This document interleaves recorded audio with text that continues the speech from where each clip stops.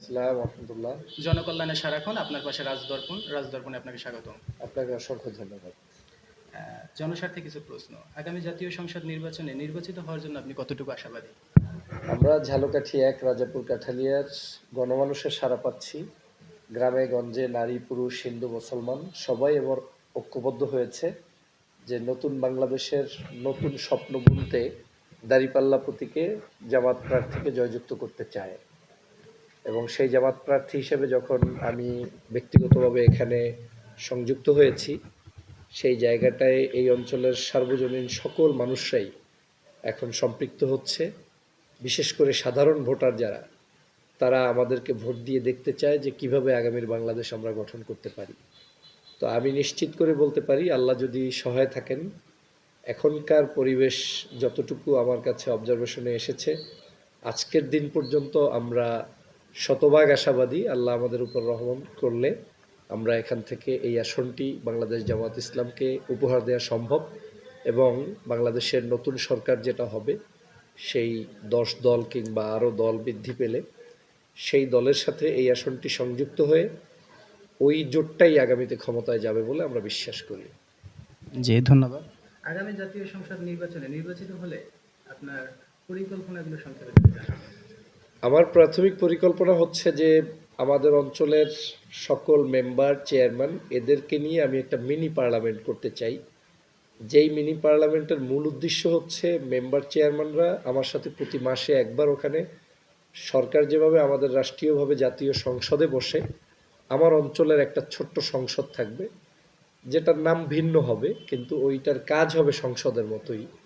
তাদেরকে দিয়ে আমি গ্রামভিত্তিক বিভিন্ন জায়গা থেকে, বিশেষ করে অবহেলিত অঞ্চলের সকল ডোর টু ডোর তালিকা করে কার কোন জায়গায় কোন সমস্যা, কারো রাস্তার সমস্যা থাকতে পারে, কারো হয়তো রাস্তা ঠিক আছে কিন্তু স্কুল কলেজ মাদ্রাসার অবকাঠামোগত উন্নয়ন ঠিক নেই, আবার হয়তো অন্য জায়গায় স্কুল মাদ্রাসা আছে কিন্তু আর একটা জায়গায় কারিগরি বিদ্যালয়ের কেন্দ্রিক কার্যক্রম নাই।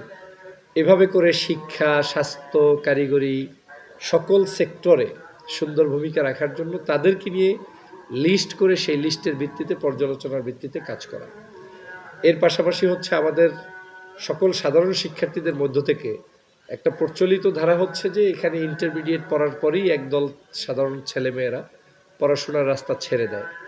আমি তাদেরকে উদ্বুদ্ধ করতে চাই যাতে তারা অন্তত মাস্টার্স পাস পর্যন্ত করে। পাশাপাশি ইন্টার পাসের পরে অন্ততপক্ষে তাদেরকে যারা ভালো পড়াশোনা জানেন এবং মেধাবী, তাদেরকে দেশে এবং বিদেশি বিশ্ববিদ্যালয়গুলোতে পড়াশোনা করানো। আমাদের সমাজের একটি মাদক সন্ত্রাস রয়েছে, মাদক চাঁদাবাজের মতোই আরেকটি অপরাধ। চাঁদাবাজ তো সংক্ষিপ্ত সময়ের জন্যও হতে পারে, কিন্তু একবার মাদক ঢুকে গেলে ওইটা কিন্তু আর শেষ হয় না। এ কারণে সন্ত্রাস, চাঁদাবাজ, নৈরাজ্যবাজদের বিরুদ্ধে বলিষ্ঠ ভূমিকা পালন করা। এই দেশের নাগরিকরা হচ্ছে আমার, সকলেই হচ্ছে আমার ভোটার। যেই লোক আমার শত্রু, যে আমাকে ভোট দেয়নি বা দিবেও না, কোনোদিন হয়তো আমার পক্ষে কাজও করবে না, কিন্তু লোকটা গরিব, অসহায়, সরকারের কোনো ফান্ড আসলে জামাত ইসলামের বাসায় না গিয়ে ওই গরিব শত্রুর বাসায় আমি দান করতে চাই, পৌঁছাতে চাই। পৌঁছানোর মধ্য দিয়ে আমি ইনসাফ কায়েম করতে চাই। তো এইভাবে রাজাপুর কাঠালিয়ার আপনার প্রত্যেকটি জায়গায় আমি যদি কাজ করতে পারি, তাহলে সামষ্টিকভাবে রাজাপুর কাঠালিয়ার উন্নয়নে ভূমিকা পালন করতে পারবো। পাশাপাশি গতানুগতিক যেগুলো সবাই বলবে, আমিও বলতে চাই, এদেশের রাস্তাঘাট উন্নয়ন, শিল্প ব্যবস্থার উন্নয়ন, সাংস্কৃতিক বিপ্লব। তবে এটা অবশ্যই আপনারা জানেন যে আমাদের এখন পদ্মা সেতু আছে, পাশাপাশি নদী বিষয়টাও আমাদের এই অঞ্চলে কিন্তু প্রসিদ্ধ। তারপরে রাস্তায় আপনার রোডস ভালো আছে, বিমানের যাতায়াতও আছে। সব কিছু বিবেচনা করলে এখানে কিন্তু শিল্প কারখানা নির্মাণ করা সম্ভব এবং এই অঞ্চলের মানুষদেরকে কিন্তু সেই জায়গায় চাকরি দেওয়া সম্ভব, নারীদেরকে চাকরি দেওয়া সম্ভব। এখন আমাদের বোনেরা ঢাকায় গিয়েও গার্মেন্টসে চাকরি করে। এরকম ভালো কোনো ব্যবসা বাণিজ্য এখানে প্রচলিত ধারার বাহিরেও তৈরি করতে পারলে, বিশেষ বিশেষ বড় বড় ব্যবসায়ী বিদেশিদেরকে আকৃষ্ট করতে পারলে এবং তাদেরকে আমাদের অঞ্চলের জমিগুলো দিতে পারলে, হয়তো তারা আসলে এই অঞ্চলের যেমন আমাদের চাকরির ক্ষেত্রে একটি বড় অবদান রাখতে পারবো, পাশাপাশি আমাদের অঞ্চলের বেকারত্ব দূর হবে, আবার আমাদের অঞ্চলটা আরও বেশি ডেভেলপ হবে। জি, অসংখ্য ধন্যবাদ। এরপরে আমার জানতে ইচ্ছা করে, আপনি যেহেতু জালকাঠির সন্তান, শরীফ ওসমান হাদী জালকাঠির সন্তান, তো তার আদর্শ এবং তার দাবিগুলো বাস্তবায়নে আপনার কি ধরনের ভূমিকা থাকতে পারে? বাংলাদেশের আপনারা শুধু শরীফ ওসমান হাদি নয়, আমাদের বাংলাদেশের যারা স্বাধীনতা যুদ্ধে অংশগ্রহণ করেছেন সেই সকল শহীদদেরকে, পাশাপাশি 24-এর গণ অভ্যুত্থানে যারা রক্ত দিয়ে গিয়েছেন, এমনও হতে পারে ভাগ্যচক্রে তারা জানাজার নামাজটাও তাদের কপালে জোটে নাই। আমি সেই সকল দুর্বিষহ দিনের কথা স্মরণ করছি আজকের এই প্রশ্নটা করার কারণেই, যে অনেক বড় বড় মানুষ যারা গুলি খেয়ে ঝাঁঝরা হয়ে গিয়েছে তাদের অন্তরাত্মা, তারা হয়তো এক একটা টকবগে শহীদ ওসমান হাদি ছিল, কিন্তু তাদের সেই ওসমান হাদি পর্যন্ত বিকশিত হওয়ার টাইমটা আমরা কিন্তু দেই নাই। তো সে কারণে আমি তাদের প্রতি শ্রদ্ধা জানাই, তাদের সকলের চিন্তা চেতনা, আদর্শ, দেশপ্রেম, মানবতাপ্রেম, ধর্মীয় মূল্যবোধ, এই বিষয়গুলোকে কাজে লাগিয়ে আগামীর পথ প্রশস্ত করার জন্য অবদান রাখতে চাই। এবং ওসমান হাদি অবশ্যই তিনি বাংলাদেশের এবং দেশের মানুষের জন্য তার জীবনের একেবারে অল্প সময়ের মাঝে তিনি যে কাজটি করে গিয়েছেন, যে তার বক্তব্য উপস্থাপন করেছেন, বেশিরভাগ বক্তব্যই আমি মনে করি দেশের মানুষের সার্বজনীন কল্যাণের জন্যই তিনি রেখেছেন। আর কোনো মানুষই পূর্ণাঙ্গ নয়। আপনার একটি বিষয়ে পছন্দ না হতে পারে, কিন্তু আপনার 5টা বিষয় যদি আমার পছন্দ হয়, ওটাই কিন্তু সমাজের জন্য গ্রহণীয় অনেক বিষয় থাকে।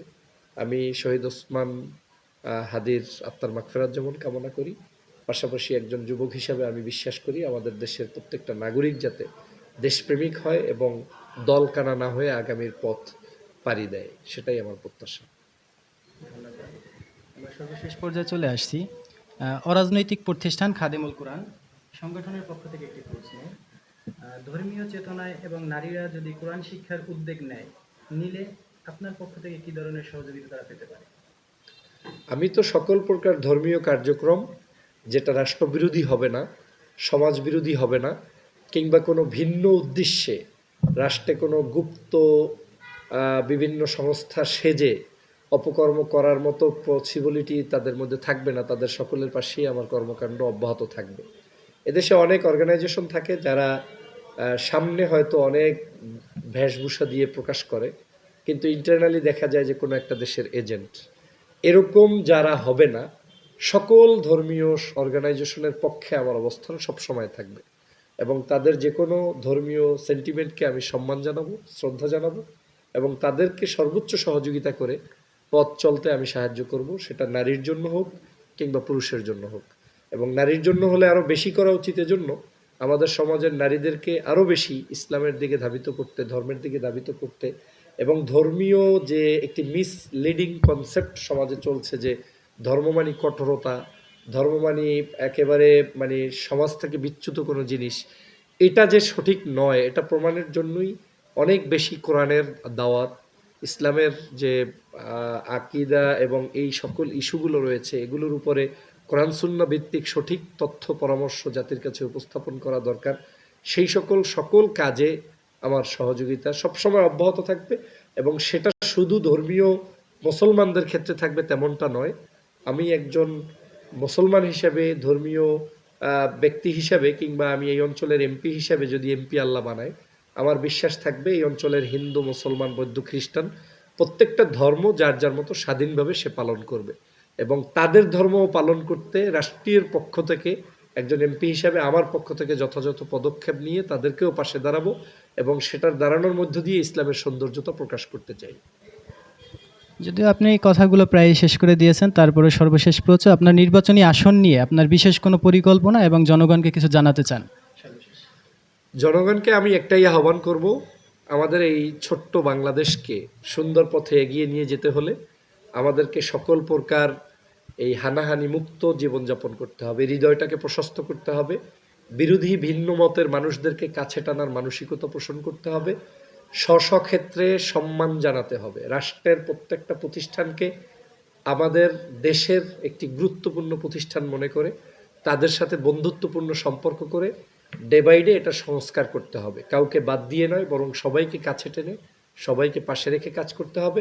আমরা রাজাপুর কাঠালিয়াকে এমন একটা মডেল জায়গা তৈরি করতে চাই যেটাকে ফলো করে 300 আসনের 300 এমপি যাতে সেই দিকে ধাবিত হয়। আমার জনগণের প্রতি উদাত্ত আহ্বান থাকবে, আসুন দল মত রাজনীতির ঊর্ধ্বে উঠে দেশপ্রেমে আবদ্ধ হয়ে আমাদের এখানের হিন্দু, মুসলমান, বৌদ্ধ, খ্রিস্টান, কৃষক, শ্রমিক জনতা এবং এখানের ছাত্র, শিক্ষক, সুধী যারাই আছেন সবাই মিলে আমরা এই ঝালকাঠিকে গঠন করি এবং সারা বাংলাদেশকে গঠন করি, সেটাই আমার প্রত্যাশা। এবং আগামী নির্বাচনে সেটা বাস্তবায়নের স্বার্থেই দাঁড়িপাল্লা প্রতীকে ভোট দিয়ে আপনার পছন্দের আগামীর বাংলাদেশের প্রধানমন্ত্রী ডাক্তার শফিকুর রহমান সাহেবকে নির্বাচিত করুন, সেটাই আমার প্রত্যাশা। জি, অসংখ্য ধন্যবাদ আপনার মূল্যবান সময় দেওয়ার জন্য। আপনাকে ধন্যবাদ, আপনার দর্শক শ্রোতা সহ শুভাকাঙ্ক্ষী সকলের প্রতি শুভকামনা। আল্লাহ হাফেজ।